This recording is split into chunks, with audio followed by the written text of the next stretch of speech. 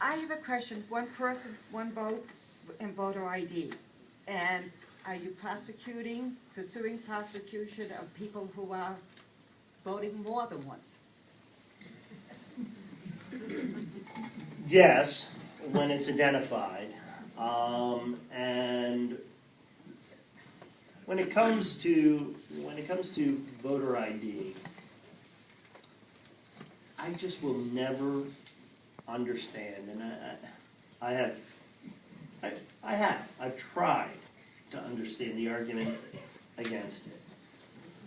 But when, as we stand here today in the Days Inn, not one of us, if we had traveled here from a greater distance, who were staying here tonight, could check in. Not one of us could get the room that we reserved without producing photo identification. Just couldn't do it. So if making sure the integrity of our room reservation is important enough for us to demonstrate and produce a photo ID, I don't understand why making sure the integrity of our vote isn't important enough to have us certified by producing a photo ID.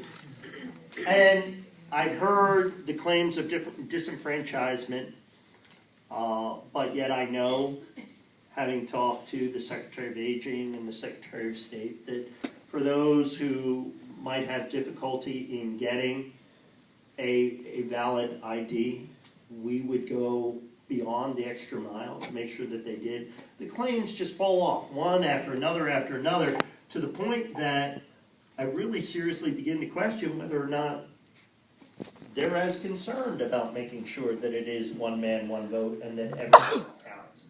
I'd like not to believe that anybody would have any other motive, but I mean, after you line up and knock down every single one of the arguments, there are very few alternatives left as to what the reason might be. Some of us have worked the polls.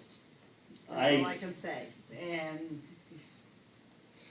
awfully hard for some of those dead people to vote under that system. I know people come in and just check their names.